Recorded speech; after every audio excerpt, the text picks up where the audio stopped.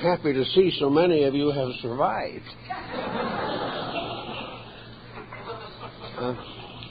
We have an interesting subject this morning that comes down to the daily living of the things we believe. I've often heard people give very eloquent discussions on principles and ideals, but many of them are still in trouble themselves. They are unable to escape from habit patterns and from the traditional backgrounds from which we have all come in one way or another. I suppose that the present generation is one of the most complicated in the history of humanity. Not only is it complicated because of the rapid advancements in various fields of scientific progress, but it is complicated by a general revolution against tradition. Most people are blaming tradition for the conditions that they are in today. They feel that in some way we were prevented from growing in the very early years of our culture. Actually, however, most of the traditions which have survived have some foundation in facts, and facts do not change easily or readily or quickly. And our general background of tradition is essentially idealistic. This means that a percentage of people had strong convictions and lived by them or tried to. This does not mean that all nations were contrite and honorable. It does not follow that all people have ever united in any constructive enterprise. But there was an undercurrent, a foundation of integrities, which this foundation is, at this time especially, unpleasant to contemplate. We do not want to reestablish the foundations of survival. We do not believe any longer in the golden rule. We talk about it, we write about it, but when it comes in conflict with personal interests, we forget the traditional integrity that is at the basis of our civilization. Nearly every great teacher of the past has brought us a traditional integrity. They have all done their best to call to our attention the realities of values. In most instances, some listened to them. In many cases, they were persecuted and martyred. But out of it all came a lingering stream of ideals that simply refused to die. And these ideals were the integrities upon which modern life has been built. But integrities often interfere with selfishness. They interfere with being exactly as free as we want to be. We were willing to fight and struggle desperately to get physical freedom, and most persons have achieved a considerable degree of it. But this personal freedom has not been brought under the censorship of integrities. We feel that we can do anything we want to, but we do not curb, integrate, or educate the desire structure within ourselves. So today, we are confronted by a complicated situation that is disturbing and frightening millions of human beings. According to some late statistics which we have received, the world this year has increased its population by 82 million. Looking forward into the future at a situation of this kind is very disturbing, because every year where populations increase, sacrifices must be made in order to maintain this increased population. Each individual has to work a little harder, gain a little less, give a little more, and be more patient than he ever was before. he is also going to find continual encroachments upon all the materialistic values that he has become accustomed to. The greater the population, the more each individual must give up personal ambitions. If he does not, the entire structure will fall apart. Everyone today is a little bit disturbed, some very much disturbed, by the complete collapse of our social system as we know it, the failure of our political system, the disabilities of our economic structure, and the continual danger to the personal life of the individual. So out of this comes anxiety, a continually increasing negative approach to circumstances. Today there are probably more worriers than ever before in history. Of course, this is partly due to the fact there are more people than ever before in history. But the percentage of worriers is increasing every day. There's hardly a day go by in which individuals do not come face to face with what to them is solid proof of the failure of their system of life. This is something that is bound to cause anxiety. But we have to also realize that these happenings are not accidents. The problems we face are the problems we have caused. And the fact that they were caused by our ancestors and that we may leave them to our descendants, these do not alter the basic fact that man is the cause of his own trouble. Trying to work with this situation tells us very simply that the only cure for the problems that man causes is that man stop causing them. He must in some way change his own approach to existence. Of course, the first thing that comes to mind with this idea is that we must elect someone to do this for us. We must appoint someone to think for us and to have the authority to help other people to see the light and at the same time leave our private interests alone. These must not be disturbed. So we have today a tremendous desire for some heroic personality. We would like to see the skies open and the Holy Trinity take flesh. As this is highly unlikely, we have still other problems and ways of approaching this situation. Admitting that we are living in the day of the great headache, the question is, what are we going to do about it? Are we just simply going to have one headache after another as long as we live? Now, headaches due to worry, anxiety, misunderstanding, misinterpretation, antagonisms of all kinds, these headaches, unfortunately, do not stay in the head. They come out into other areas of our lives. This headache that we have, this grand head problem that worries us, is affecting every aspect of society. The worrier is already on the way toward being sick.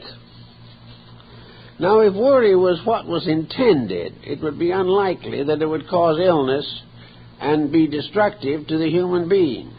We must therefore assume that worry is not the answer.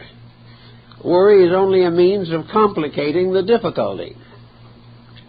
So the problem of going around worrying, fretting, stewing, fearing everything that happens, mistrusting everyone, and in a state of perpetual criticism, this apparently is not the answer. The proof of that is that it is solving nothing and making us sick. Therefore, we should begin to think in terms of how to act so that we will not be sick. The solution to the problem lies not only in our fears and anxieties, but in the solution of the causes of these fears and anxieties. It is useless to assume that the rest of humanity will agree with us on any subject. In fact, it is hardly worthwhile trying to convert other people, For just as surely as we are trying to convert them, they are determined to convert us. So it just goes on and on and on. The only way we can stop worrying, stop fearing, stop hating, is to put a discipline upon ourselves. We cannot prevent the world from worrying, but we can become detached from the worrying set. We can become self-sufficient to our own needs. This does not mean selfishness. It does not mean that we are not mindful of the problems of other people. It does not mean that we will not do everything possible to assist others in the solution of their problems.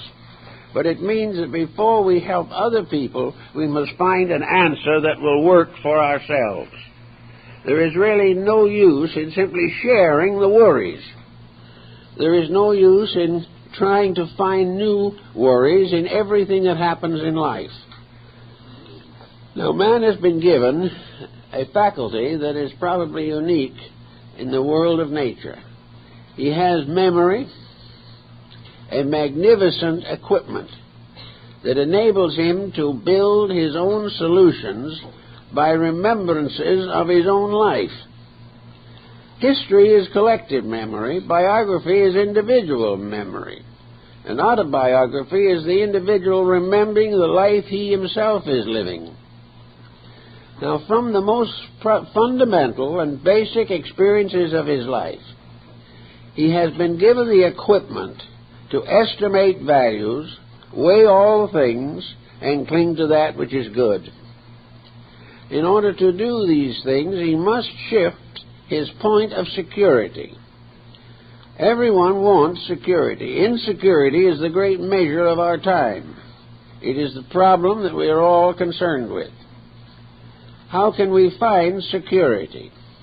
Well, it's obvious that the various patterns we are now following, these are not bringing security.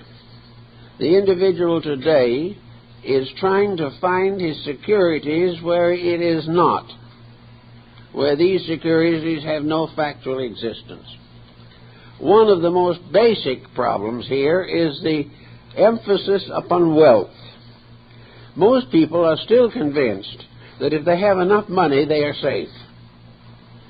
Of course, it much depends on what they do with the money. If they take it to Las Vegas, they're not safe. Also, there are many investments which are very tempting and will lead to loss. But essentially, the individual feels that if his income and his economic status is secure, he has nothing to worry about. Facts are against this conclusion. For I've known a great many wealthy persons, and probably most of you have also known many who are more than comfortably fixed, who are worrying worse than anyone else. They're worrying because their wealth has been destroying their children, breaking down their homes, and making themselves sick. So physical securities are not the answer. Physical security is good if it's available. But as a goal, as an answer to the eternal problem, it is a failure. In the first place, there is no way in which everyone can be rich. And as long as there are various levels of finance, there will be conflict. So money is not the answer to our problem of security. The next possibility seems to be intelligence. Can we, by some means or other, think our way out of this dilemma?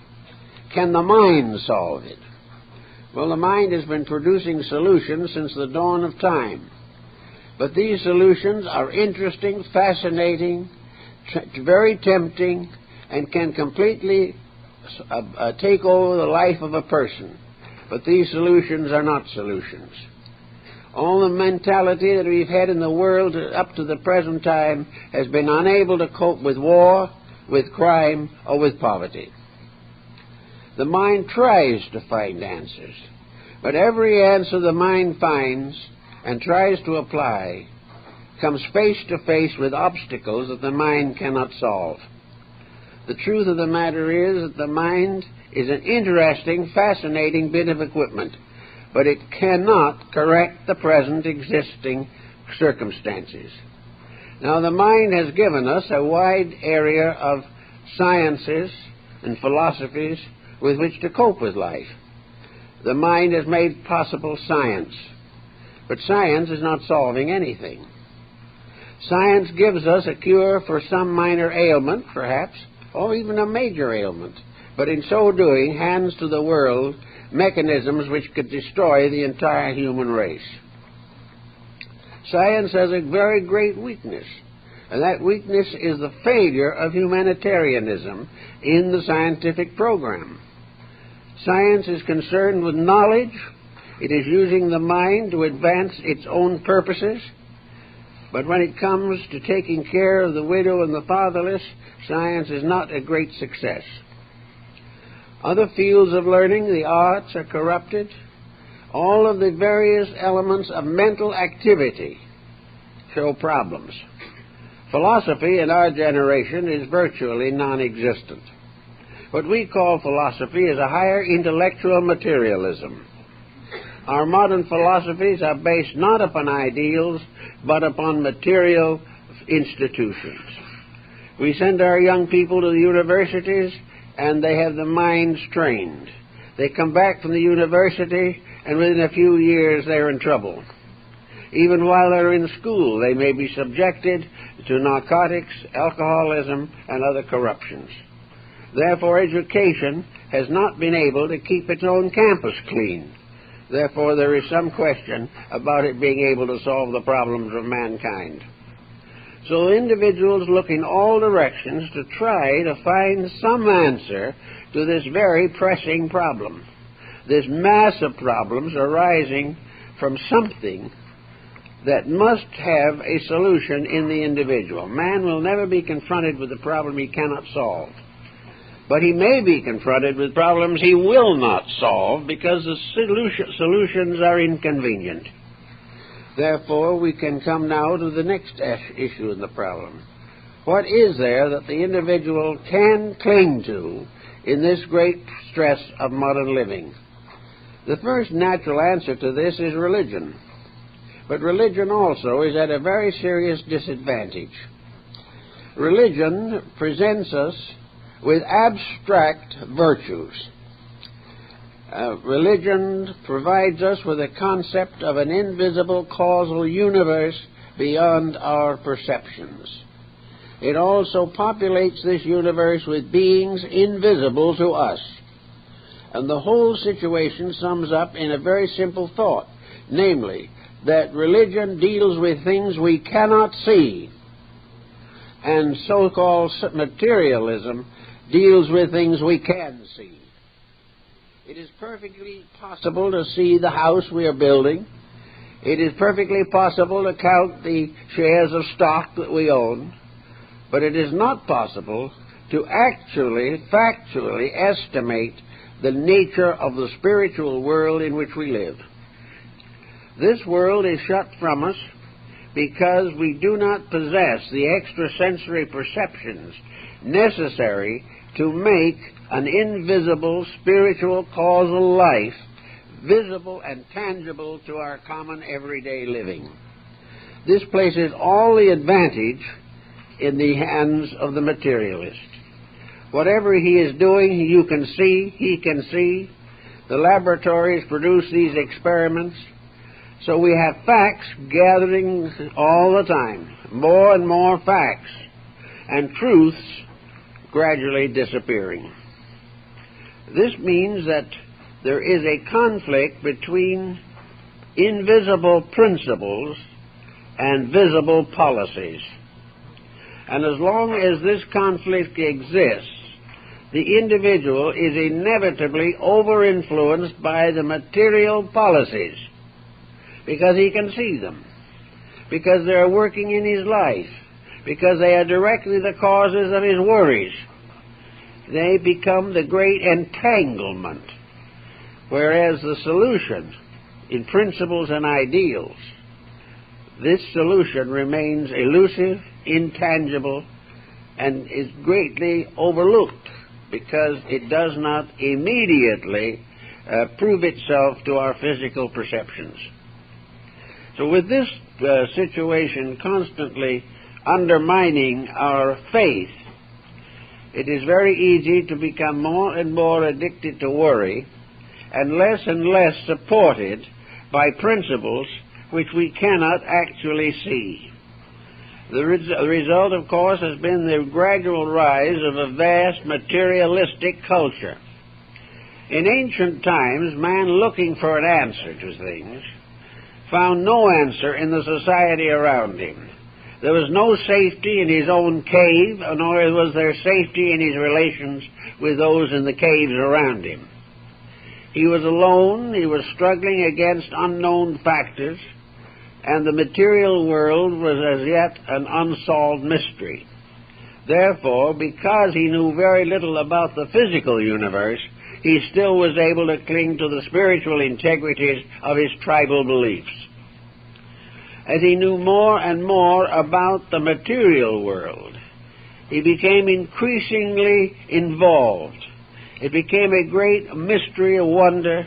It became a challenge, and little by little attention was focused upon physical circumstances and the possibility of altering them, the possibility of taking your neighbor's cave and adding it to yours, the possibility of accumulating wealth or taking it away from someone else who had accumulated it. All these things came as man's knowledge of material things increased. And little by little, religion was, we will say, transformed from a simple hope, a simple statement of the reality of things above material existence. Little by little, religion was theologized. It was theologized in order that it might have a form or a shape, a dimension or a proportion that man could experience with his sensory perceptions. He could not understand the magnificent divine universal house, the magnificent universe, which was the symbol of the divine power. So in order to make this invisible principle in some way tangible, mortals began to build great cathedrals, temples, shrines, mosques. They began to create visible symbols of the invisible truths. And persons who could not grasp the invisible principles gained gradually a sense of respect, regard, and admiration for the symbols of these principles, the systems of faith that came into the world. The person who could not, even for a moment, experience the divine presence felt something when he entered the cathedral. He found himself in the midst of a great beauty, a tremendous elevation of concept and consciousness. He found himself surrounded by symbols of holy living and holy thinking. And gradually these symbols brought him to his knees. He became willing to accept the invisible in the symbols which it had projected from itself, and which man had fashioned as a means of protecting the worship of the deity which was his hope of salvation. So by degrees, religion became embodied. It took upon itself the shape and proportion of the world in which it functioned. As one great philosopher of the past said, there is but one God, but he has been worshipped under 72 names. Now the 72 names began to get us into trouble also, because people began to believe that each name represented a different belief, where the differences were largely those of language and grammar. And actually, the same ideal abstract concept of deity was present in all religions. The important point is that gradually the world was filled with sanctuaries of faith. Some still stand, others are ruined. Some more will be built.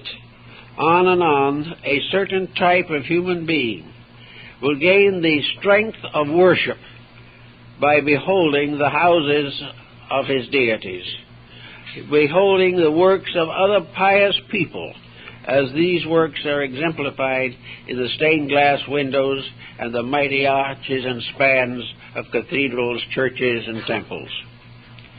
So we have the interesting phenomenon of man trying to make invisible things visible and achieving to a degree. But this degree soon got him into another difficulty. These various institutions which he created for the purpose of inwardly experiencing the sublimity of God gradually became involved in various theological complications.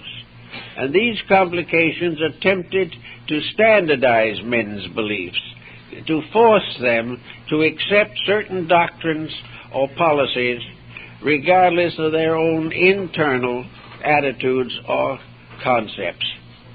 Gradually, therefore, religion was transformed into theology, and the priests of antiquity became the theologians of later time. These were individuals who were very largely dogmatic. They served dogmatic beliefs. They served certain attitudes. They held certain convictions as inevitable and absolute.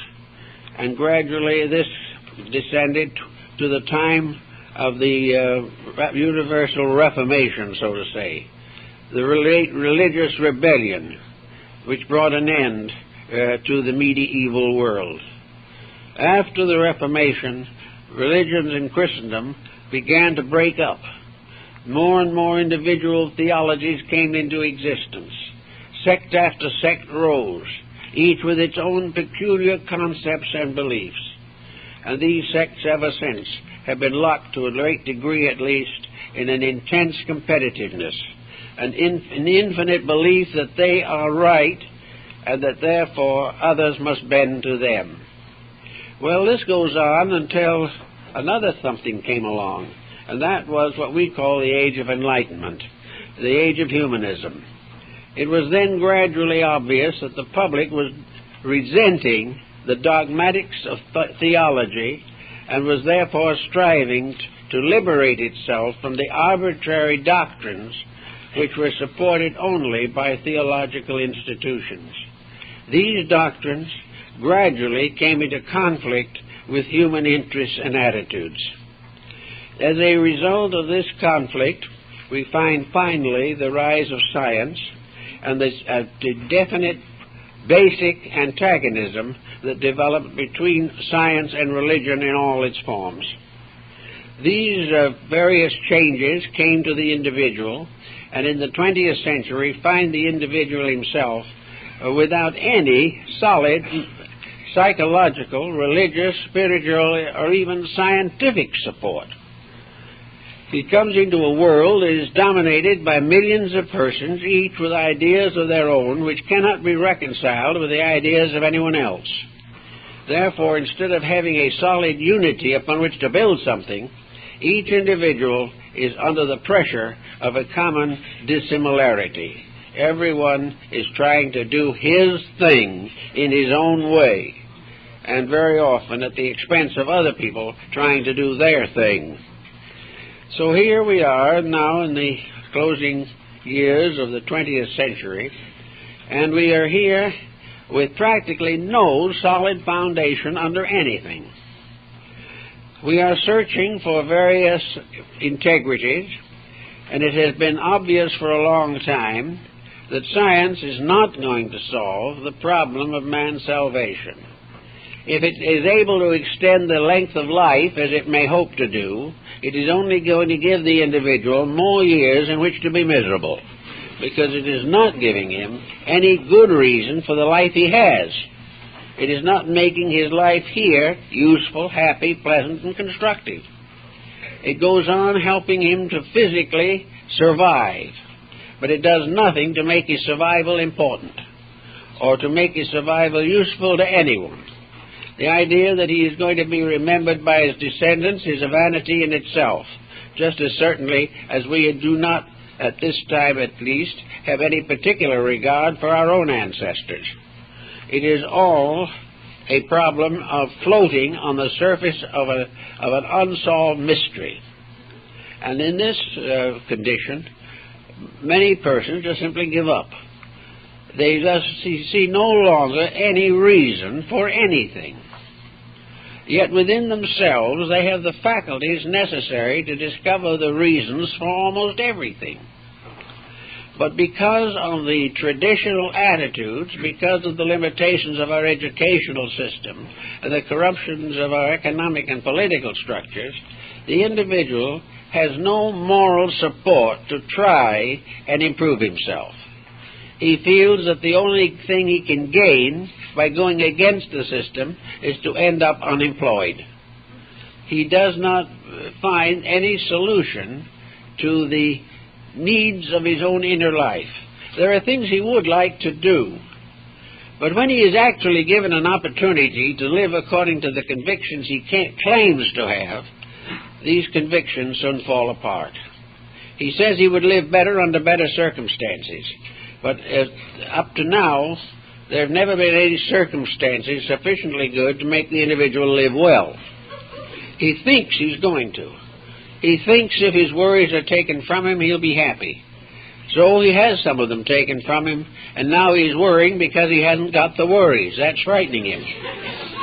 He thinks he must be failing in some way if he doesn't realize the seriousness of the situation. All these problems sort of gang up on people. They are not really prepared to handle them. They've had no background of training. The education they have is virtually useful only to make a living, not to make a life. Actually, we need a complete shake-up of the entire system. But when we think of shake-up, we think of anarchy.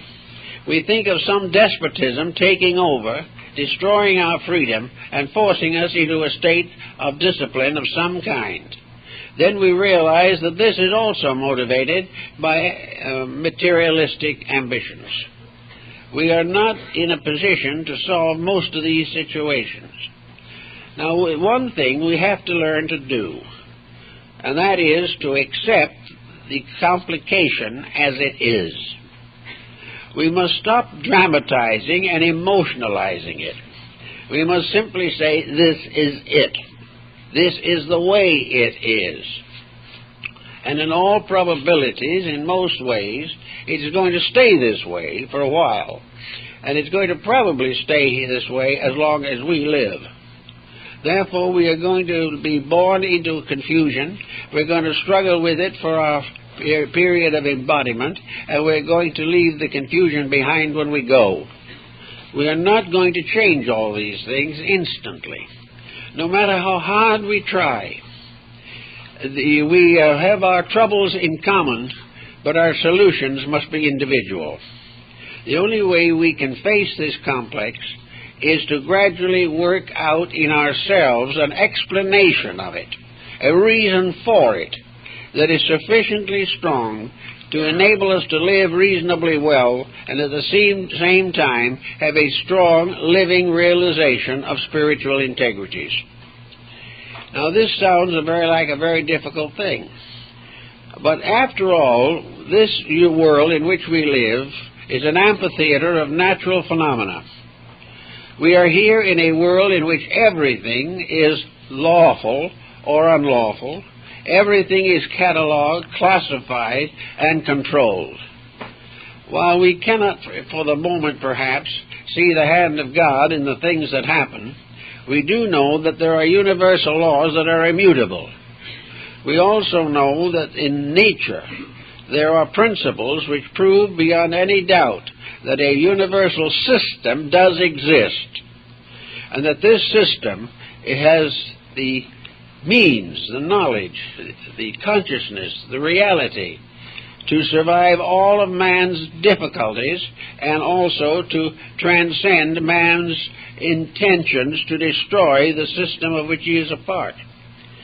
This system cannot be destroyed by man. This problem having been more or less sensed as we have to sense it, we then can say to ourselves, we're in a mess. Why? How are we going to get out of this mess? How are we going to achieve the things that are necessary? Are we going to achieve it by becoming completely discouraged and becoming alcoholics? Are we going to get any solution to anything by narcotics?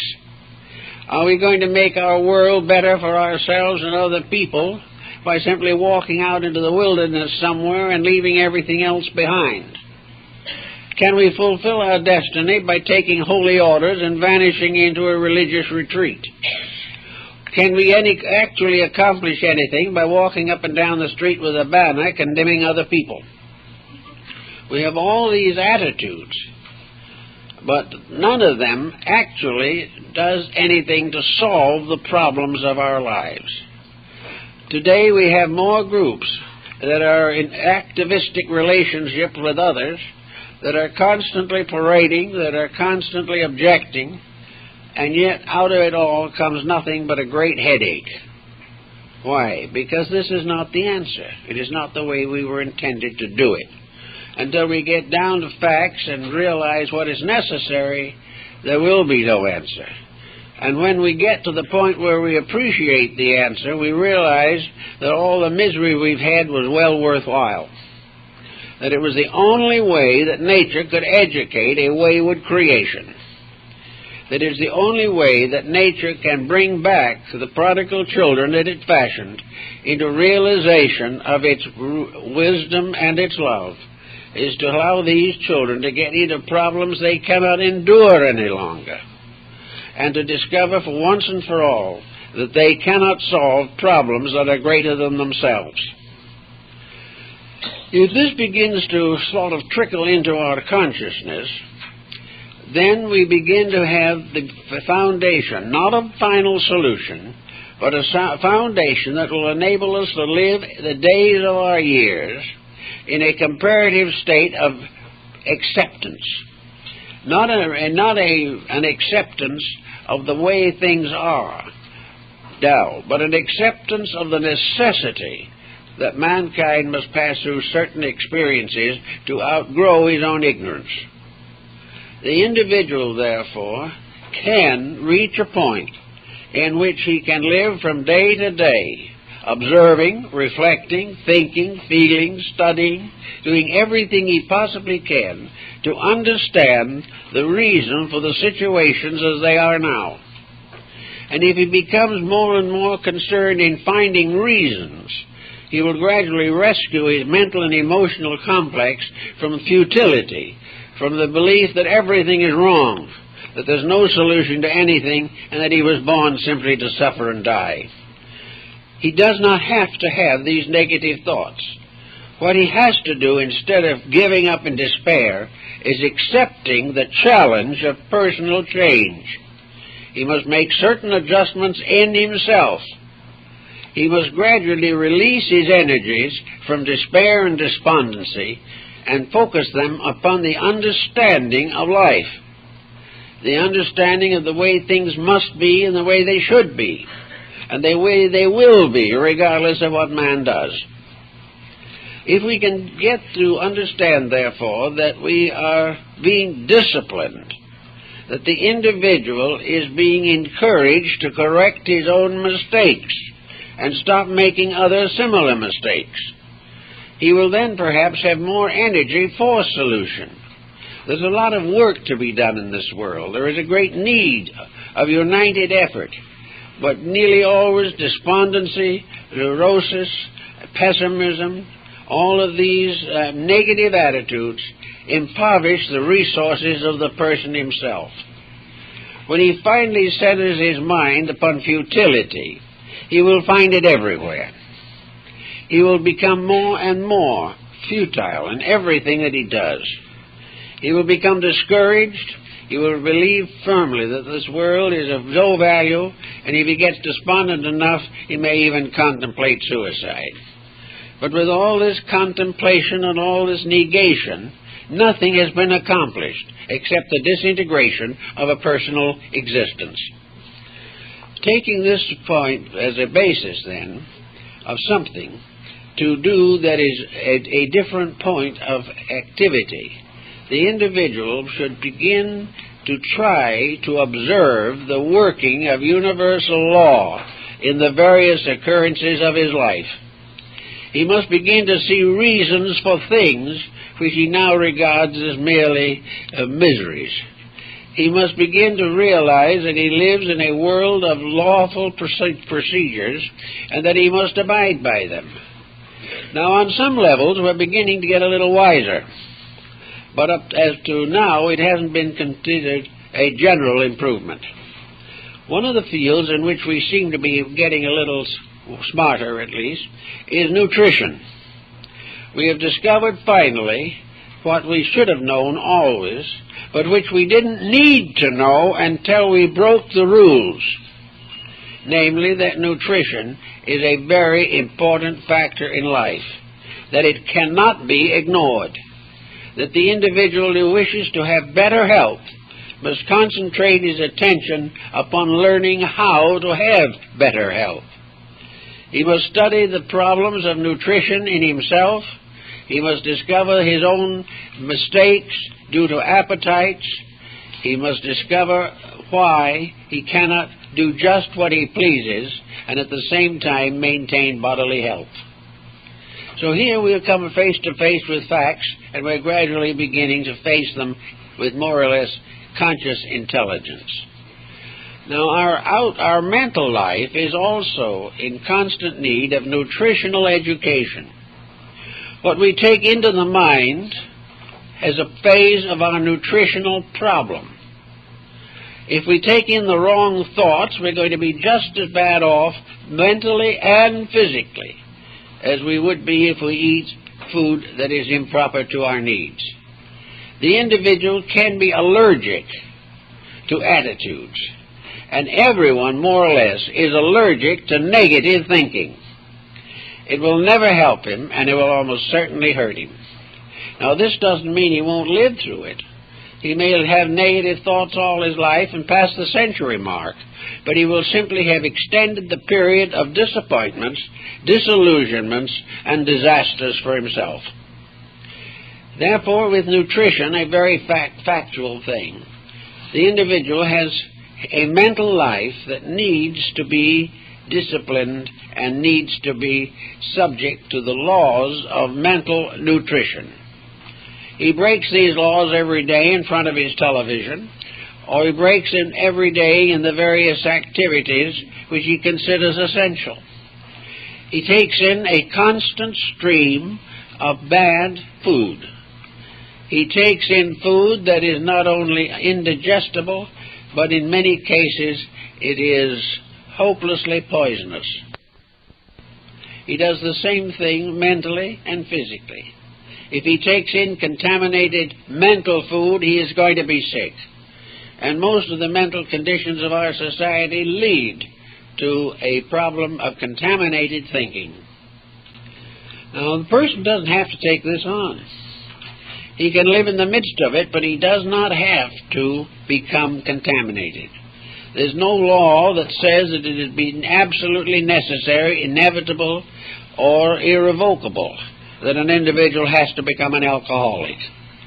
There is no reason given by heaven or earth why an alcoholic has to drive a car under the influence of alcohol.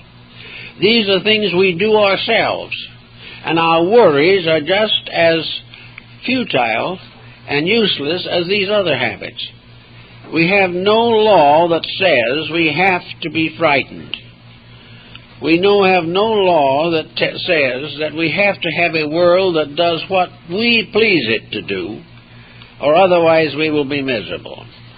There is no law that says we have to be happily married or have pleasant relatives or obedient children. These factors do not exist as inevitable necessities. Therefore, we cannot resent or reject the opposite when it comes along. But every one of these relationships has lessons. Everything has something to learn. We are not only indebted to our families for a great deal of valuable knowledge, but our children are indebted to us for inevitable truths. All these things are common necessities of life. We can reject them. We can allow prejudice and criticism and condemnation to destroy all of the integrities of relationships, But this is not because it is necessary. It is because we have chosen to do it that way. We have had our personal conceits rebuked in some way, and we can never forgive the person who did it. Our relatives do not do what we expect them to, therefore we won't speak to them again. It all lies in our own situation. None of the problems that face us in our personal lives can remain completely unchanged if we determine to change them. There are responsibilities which we may not be able to dispose of, but we can transmute them into opportunities. We can do anything we want with the problems of the day if we will place inside of ourselves a measuring rod, a ruler, by means of which we can measure the things that happen in daily life. One of the situations that we all have to face today is unemployment and all of the relations to it. We have to sometimes give up many luxuries that we have come to consider to be indispensable. Many persons are unable to give up anything without falling apart. And yet these same persons, when they pass on, must give up everything and do nothing more than accept the fact. Everything in life can be understood, reevaluated, and accommodated to, if we really wish to make the effort. Therefore, if we are good worriers, as most people are these days, we should take some of these worries and see what we can do about them, to see how we can change our own thinking or our own relation to them, and recognize that a problem is a challenge, not a disaster. Now, we cannot always solve a problem, but the moment we come against a problem we can't solve, this is highly educational in itself. The fact that we can't solve some common human problem may just be a proof of that we are not infallible, which is a discouraging discovery to make, because we wish to assume that whatever is necessary, we know it. Whatever we should be doing, we do it. And to suddenly wake up and find that we are not getting anywhere with our own infallibility can be one of the most important lessons that we will ever learn in this world. It suddenly gives us the opportunity to recognize that what we consider to be the proof of our wisdom is merely perhaps only the pressure of our own egos determining what we're going to do. So we can begin to find out, for instance, that our advice isn't always good. If our advice isn't good, why?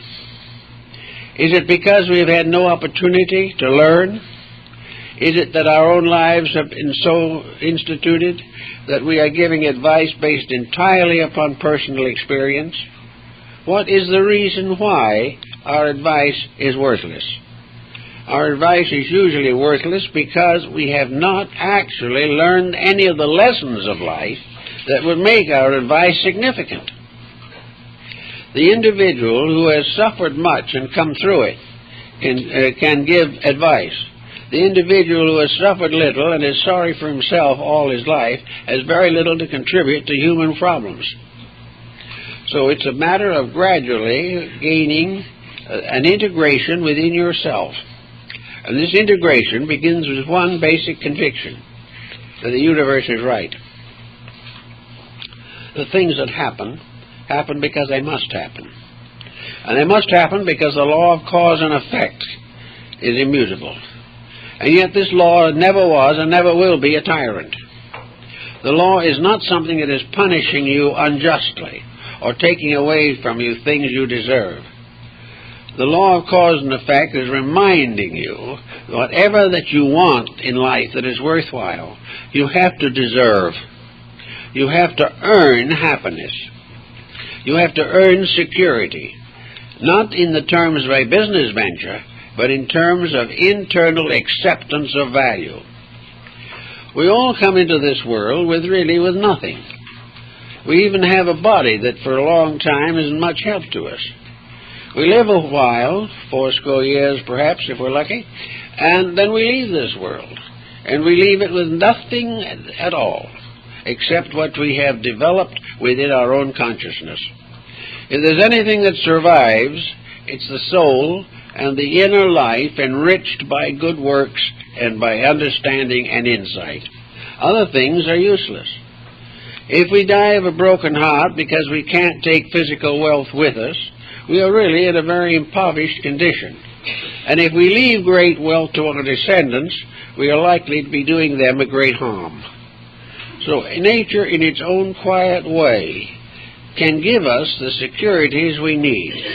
Let's look around ourselves for a while, and in other people, try to see the consequences of attitudes. Try to see who among the people we know is perhaps the most happy. If we know one individual or 2 or 3 individuals who, out of a good lifetime of years and experience, are still strong in faith, who still are able to rise above the emergencies of living, when later years face the future with peace and calm of spirit. What have these people that we do not have?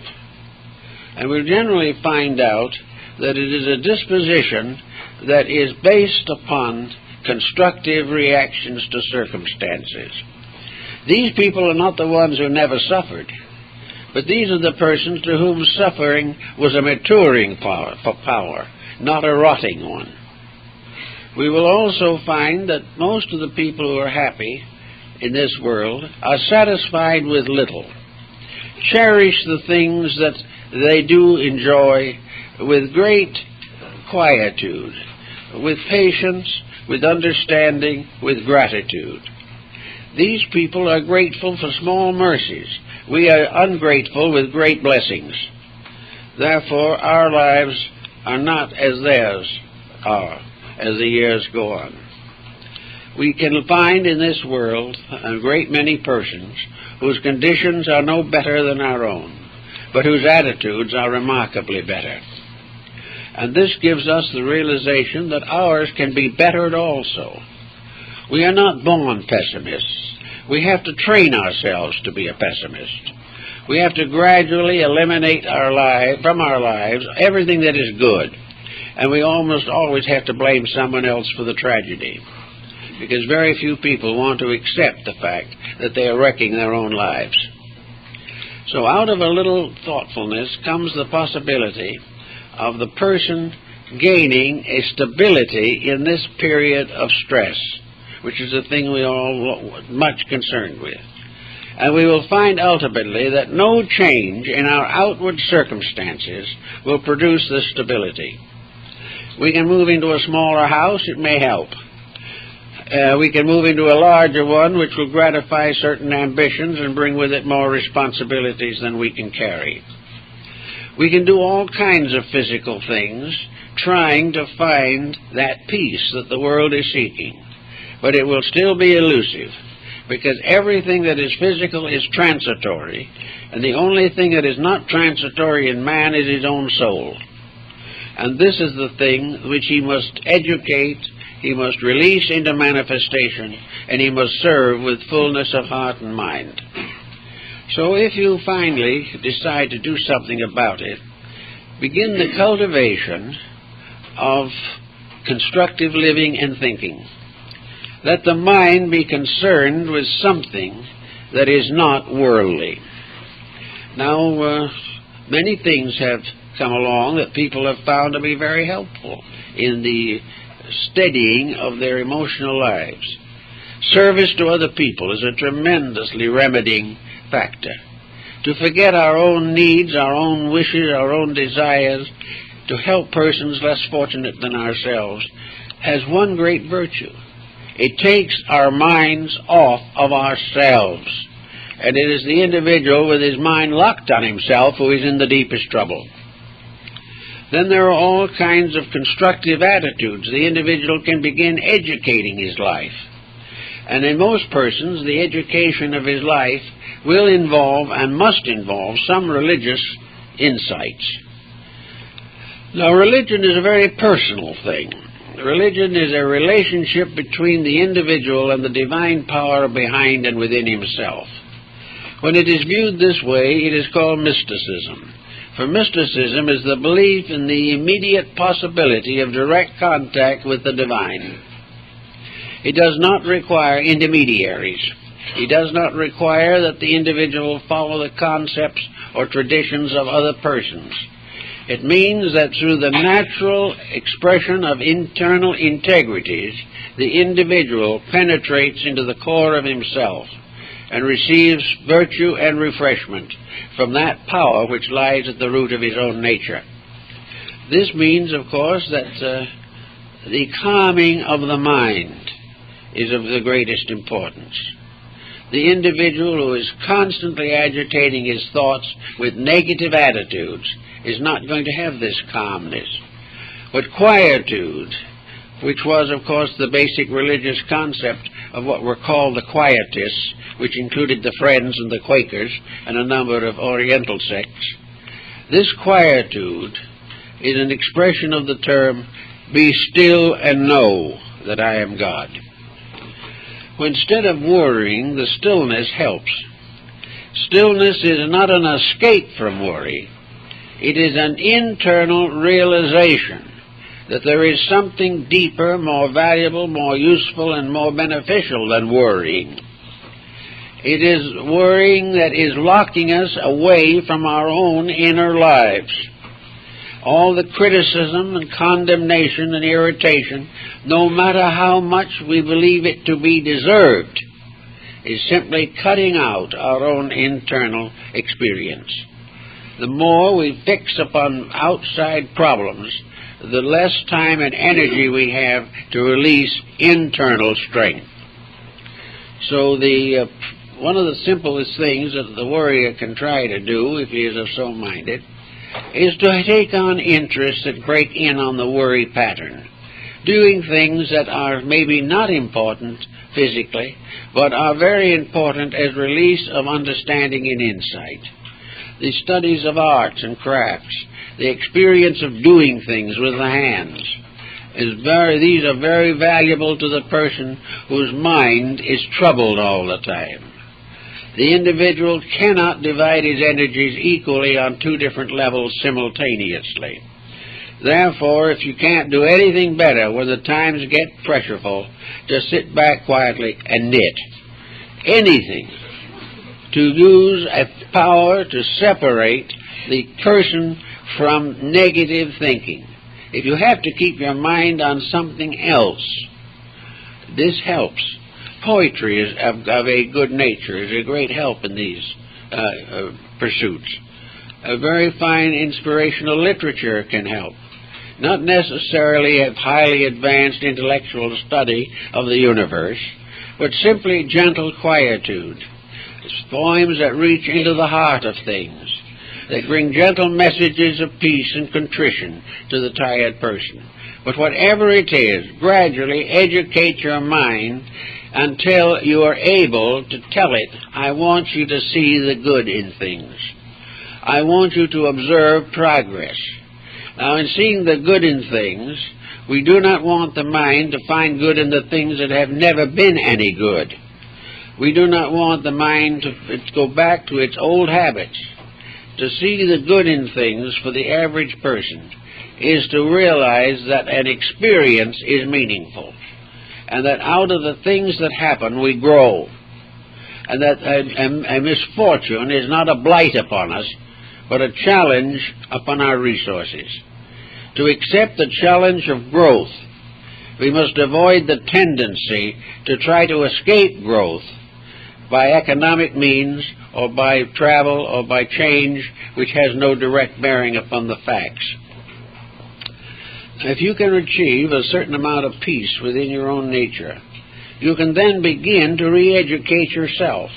It may take some time because you may not be able to just re-educate everything at once, because you may have to re-educate your background back 3 or 4 generations to get at the root of some of it. Your families have been made up of warriors. Everyone has struggled for something that he either didn't get or lost afterwards.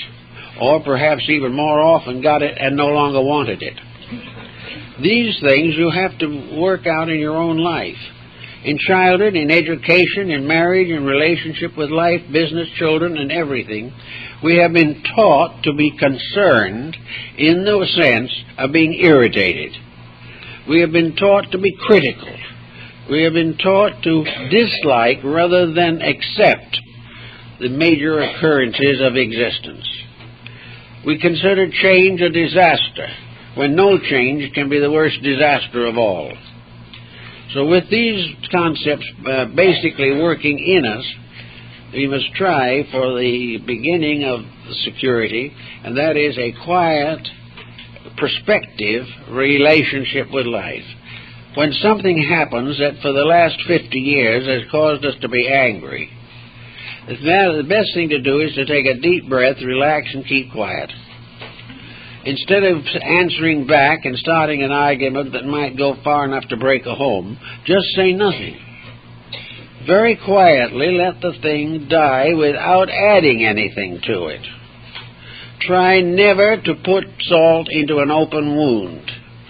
Never try to argue faster or better than somebody else.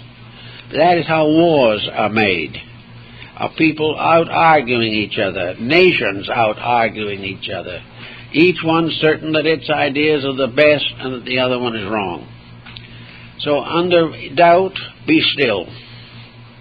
And in the being of stillness, and in the quietude of a complete detachment, try to understand what is really meant, what is all involved in this entire problem. Who is right? Who is wrong? What is the meaning of the occurrence itself? Little by little, if you do it this way, things become symbols of value instead of symbols of loss. By degrees, the individual can gain great insights from the quiet acceptance of life. He can also observe the consequences that come to people who are not self-controlled. He can see how the argument leads to another tragedy. He can see how people walk out on each other over trivia, and why children leave home and get into difficulties and perhaps ruin their lives. Now, each person in his own way thinks it's somebody else's fault, that these are ungrateful children, that these are children who do not appreciate values and securities. But the person then says, what securities did I give them? Did I give them 3 meals a day, send them to school, and start them off? Did I give them any moral or philosophical insight? Did I simply scold them when they didn't do what I expected them to? Or if they had a fault of some kind, did I punish them? Was there anything in my relationship with these children to inspire them to search within themselves for greater values? Did I give them a spiritual foundation of integrities? Did I prove to them through my own conduct that my security was based upon integrity? If all of these, or most of these things were lacking, the mere fact that we supplied them with all the physical necessities of life still leaves us with a tremendous unmet responsibility. And this is true in almost every walk of life, that we bring people things, but we do not help them to establish foundations that will endure. Today we are looking, perhaps not for some time in the past, for better religious values. All around we are finding new groups of people, and old groups also, that are beginning to come back to faith. Now, in some of these countries where religion is in trouble, particular trouble, the faith itself is a tremendous factor. Even though politically these countries may not be allowed full religious freedoms, they cannot be taken away from the individual's internal life. There is no degree of persecution that can prevent the individual from his internal acceptance of realities.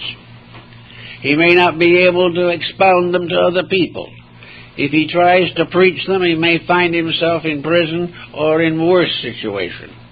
But there is no reason in the world and no power on earth that can prevent the individual from living on a level of personal integrities. He can do whatever is the unpleasant task, but he can do it with an understanding of why, and that out of persecution, out of all of the difficulties that beset him, he is gaining the strength to stand above all of the problems that he has previously considered insurmountable. So we know that it does work. Another thing that is very important in this problem is to maintain some type of regular religious relationship with life. And most of the time we attribute this to church gathering. We think that the individual should join a church, should attend services, and perhaps send children to the Sunday school. But this is, again, a physical solution to a mystical problem.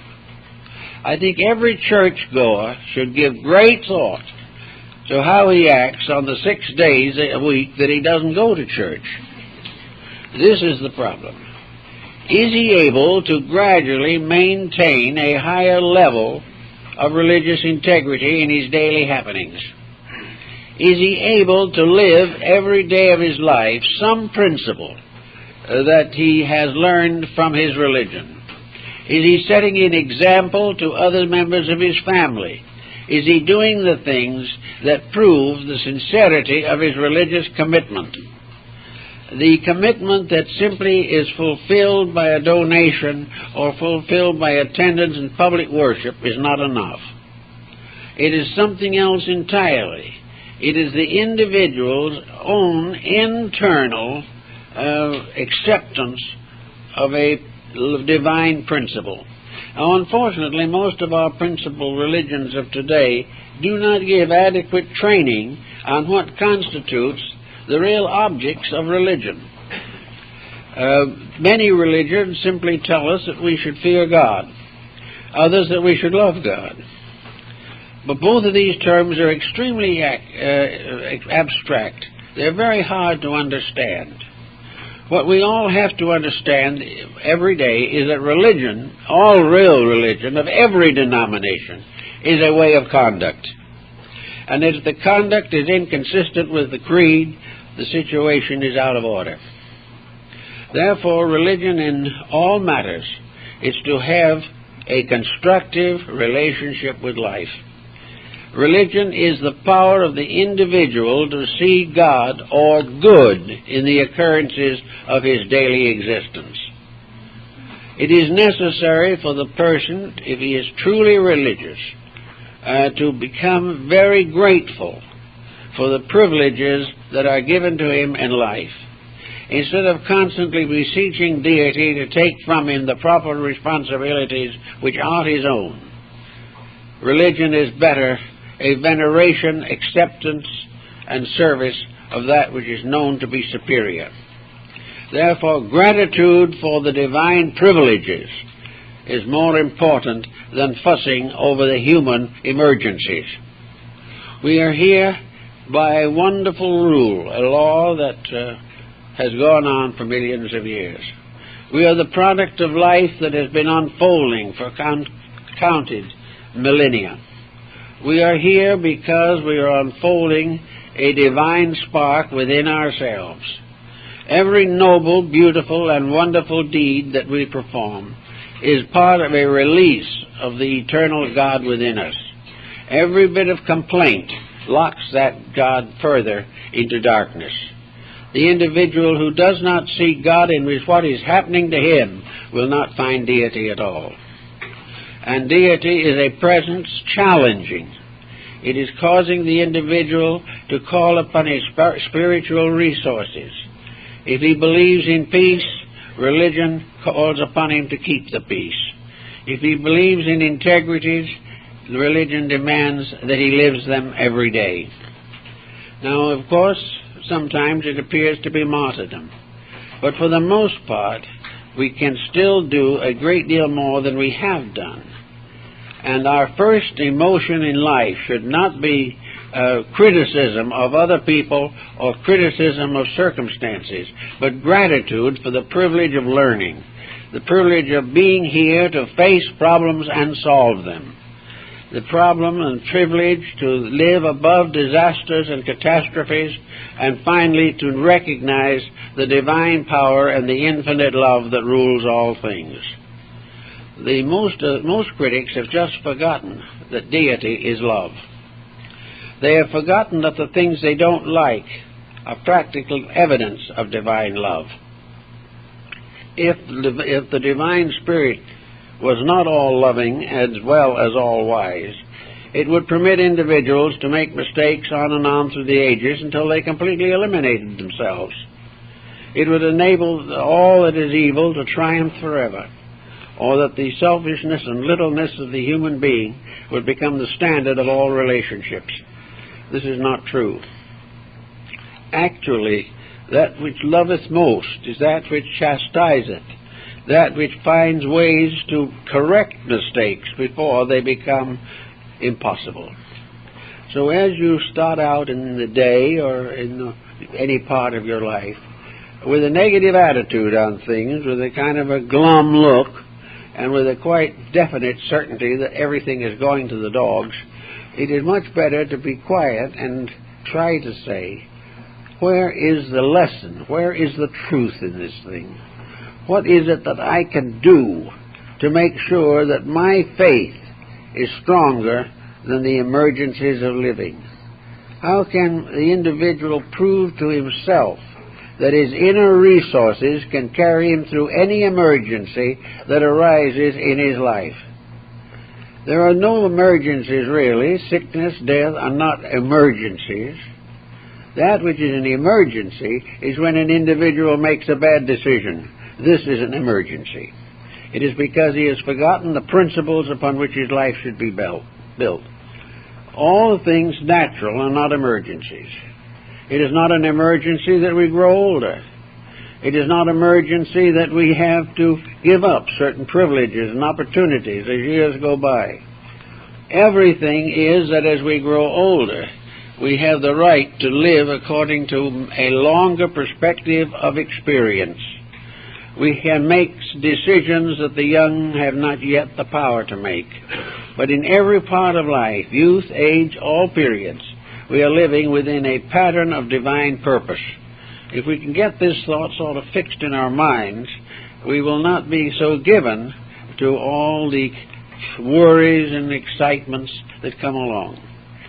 We are worried today over economics. We always will be and always have been as long as we worship economics.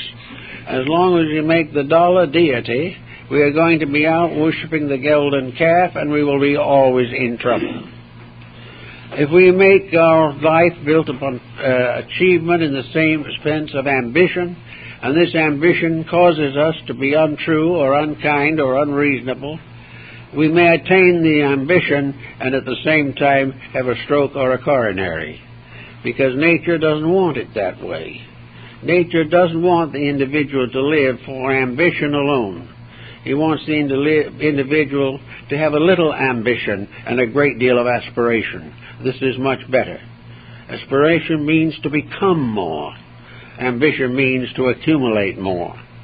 And the more we become, the less dependent we become upon accumulation, until it is no longer a serious emergency with us. Then there are persons who cannot live or cannot believe they are happy unless they are dominating somebody else. Anyone whom we dominate, we must accept the consequences of our own domination of them. We must take upon ourselves the karma that we have imposed upon other people by trying to live their lives for them. And this is especially true if, in trying to live their lives, we are simply demanding that they accept our mistakes. Little by little, we have to learn all these principles. They add up to a quite kindly, thoughtful relationship. A relationship in which we are here to become more and more aware of the infinite good in which we exist. A good which we are spoiling and despoiling ourselves. A good which we were forbidding to have happen. because of the fact of our personal ambitions and attitudes. As long as the individual lives as a rugged individual, he will end up as a ragged individual. There is no other way. As long as we put a career ahead of everything else and consider success in terms of monopolistic achievements, we are breaking the rules. And if we break the rules long enough, the rules will break us. There is no way in which we can do right and fail. There is no way in which we can do wrong and succeed. In this emergency of the 20th century, ultimately the thing that is going to happen, has to happen, is that the Tower of Babel that we ourselves have built is going to fall down. But this does not mean it will carry us to oblivion in one terrible experience. It simply means that the individual will be faced with restoring or reconstructing a world which he has destroyed or devastated by his own false attitudes. Suppose you have been an alcoholic for 20 years and suddenly decide to get over it. Now, it's going to take an awful lot of willpower to do it. It is also going to take considerable personal suffering. And it may be that you'll have to be hospitalized for some time to get rid of the pressure of this destructive habit. Now, a world, so to say, is an alcoholic. And that can be more literal than we might think, because alcoholism is a blight upon the whole surface of the earth. But also, alcoholism is a symbol of a way of life. It is a habit-forming symbol of man's selfishness. It is part of a grand pattern in which everything we have done, everything we have thought about, everything we have lived for, has been dominated by self-interest. It has been dominated not by the law of what we should do, but the law of what we want to do and will do regardless of consequences. The only part about it that's uncomfortable is the consequences. But they are there, and they always will be there, and no one will ever be able to get rid of them. So if we are in a bad habit, if our world for several thousand years has been doing it wrong, this will never for one moment change the fact that it is wrong. There's no possible way in which we can cultivate so many vices that any one or all of them can become virtues. The trouble stays the same. Nothing changes. No matter how much legislation we make, how many rules we make, or how many of our contemporaries make the same mistakes, the mistake is a mistake to infinity. It will never be changed. The only way to get over the mistake is to correct it. Now, with this type of thinking, we can sort of relax a little bit, I think. We can live from day to day trying to be what we were supposed to be. Kindly, well-intentioned, humanitarian persons, with as much mutual affection for each other as is possible for those who know very little about each other. But to kindliness and fraternity and cooperation, to a constant searching for something that is truly better, and realizing that the successful life is a life dedicated to service and not dedicated to accumulation. As we go along like that, we can smooth out a lot of this worry, fear, all this hatred, all this struggle, which means people come by the thousands to seek help from physicians, mentalists, psychiatrists, and all types of healers, simply because they cannot live with themselves. They have allowed their personal feelings to make them so sick that they are on the verge of a complete psychological disintegration. Now, there's nothing out of those people except their own minds. If they can change their attitudes and their thinking, they can be just as happy as they are now miserable.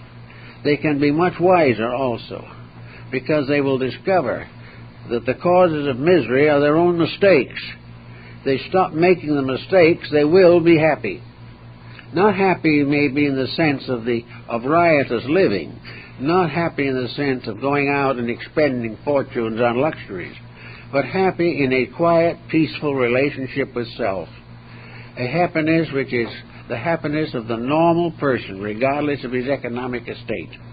a happiness that comes from good work, from being busy, from doing our share of the world's labor, for doing honest measure for whatever we are remunerated, and doing everything as nearly as we can, as we would like to believe that God wants it done.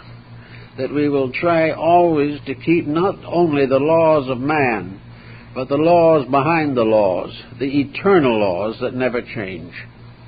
If we can do this, I think we can find a certain amount of strength over whatever is going to happen. What we are not aware of, we can't plan for exactly. But if everything we know today is swept away, we lose really nothing. Because actually, one moment of the heart stop and we've lost it all anyway. Therefore, nothing of a material nature is permanent. Whether we lose it now or on the deathbed makes very little essential difference. The thing that makes the real difference is whether while we are living we can use things without abusing them, that we can have or not have, and regardless of our material estate, keep faith with principles upon which the world's survival depends. It's always, therefore, not much use to get all worked up over things. Rather, it is better to prove that we are good Christian people, that we are good religious people, that we are devout in our insights and dedications, by living a quiet life and shedding and spreading around us only confidence. That whatever person we meet, we will not build up their negative thinking, but will encourage them as far as we can to find the truth behind their own actions. We may not succeed, but at least we will not build up their troubles by adding more negative thinking to theirs. If they have to live only with their own negative thinking, it's bad enough. But if they have to live with a pile of it that we put on them, it's still worse. So the best thing to do is to try always to be peaceful and constructive and find the good in the thing as it is. Find the lesson it is teaching us. Find a way of superior existence which it is pointing to. And that it's all accomplished by the very simple fact that the more we serve the ego, the worse off we'll be. But the more we serve the soul that lies within, and which is in the God within us, the more we will come into the peace and happiness of realization and final infinite adjustment to the plan of which we are a part. We find all by peace, we find all by quietude, and we find nothing but trouble by fear. Well, I guess that's all, folks.